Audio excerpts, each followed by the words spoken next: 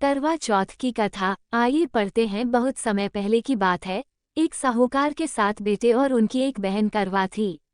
सभी सातों भाई अपनी बहन से बहुत प्यार करते थे, यहाँ तक कि वे पहले उसे खाना खिलाते और बाद में स्वयं खाते थे। एक बार उनकी बहन ससुराल से मायके आई हुई थी। शाम को भाई जब अपना व्यवसाय बंद कर घर आए तो देखा उनकी बहन बहुत व्याकुल थी। सभी भाई खाना खाने बैठे और अपनी बहन से भी खाने का आग्रह करने लगे, लेकिन बहन ने बताया कि उसका आज करवा चौथ का निर्जल व्रत है और वह खाना सिर्फ चंद्रमा को देखकर उसे अर्घ्य देकर ही खा सकती है। चूंकि चंद्रमा अभी तक नहीं निकला है, इसलिए वह भूख प्यास से व्याकुल हो। सबसे छोटे भाई को अपनी बहन की हालत देखी नहीं जाती और वह दूर पीपल के पेड़ पर एक दीपक जलाकर चलनी की ओट में रख देता है। दूर से देखने पर वह ऐसा प्रतीत होता है कि जैसे चतुर्थी का चांद उदित हो रहा हो। इसके बाद भाई अपनी बहन को बताता है कि चांद निकल आया है, तुम उसे अर्घ्य देने के बाद भोजन कर सकती हो। बहन खुशी के मारे सीढ़ियों पर चढ़कर चांद को देखती है, उसे अर्घ्य देकर खाना खाने बैठ जाती है। वह पहला टुकड़ा मुंह में डालती है तो उसे छींक आ जाती है। दूसरा टुकड़ा डालती है तो उसमें बाल निकल आता है और जैसे ही तीसरा टुकड़ा मुंह में डालने की कोशिश करती है तो उसके पति की मृत्यु का समाचार उसे मिलता है। वह बौखला जाती है। उसकी भाभी उसे सच्चाई से अवगत कराती है कि उसके साथ ऐसा क्यों हुआ। करवा चौथ का व्रत गलत तरीके से टूटने के कारण देवता उससे नाराज हो गए हैं और उन्होंने ऐसा किया है। सच्चाई जानने के बाद करवा निश्चय करती है कि वह अपने पति का अंतिम संस्कार नहीं होने देगी और अपने सतीत्व से उन्हें पुनर्जीवन दिलाकर रहेगी।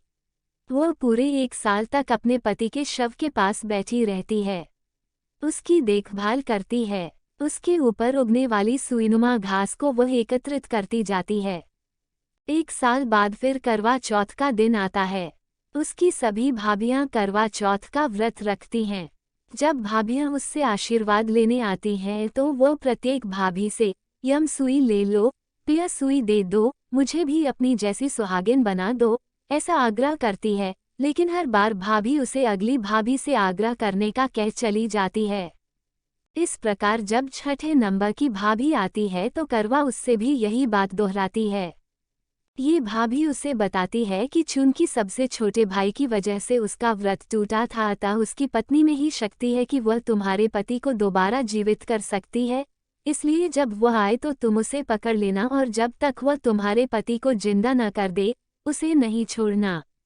ऐसा कहकर वह चली जाती है। सबसे अंत में छोटी भाभी आती है। करवा उनसे भी सुहागिन बनने का आग्रह करती है, लेकिन वह टालमटोली करने लगती है। इसे देख करवा उन्हें जोर से पकड़ लेती है और अपने सुहाग को जिंदा करने के लिए कहती है। भाभी उससे छुड़ाने के लिए नोचती है, खसोटती है, लेकिन करवा नहीं छोड़ती है। अंत में उसकी तपस्या को देख भाभी पसीज जाती है और अपनी छोटी अंगुली को चीरकर उसमें से अमृत उसके पति के मुंह में डाल देती है। करवा का पति तुरंत श्री गणेश कहता हुआ उठ बैठता है। इस प्रकार प्रभु कृपा से उसकी छोटी भाभी के माध्यम से करवा को अपना सुहाग वापस मिल जाता है। हे श्री गणेश माँ गौरी, जिस प्रकार करवा को चिर सुहागन का वरदान आपसे मिला है, वैसा ही सब सुहागिनों को मिले। इस तरह की कथा सुनने के लिए हमारे चैनल को लाइक शेयर सब्सक्राइब करें।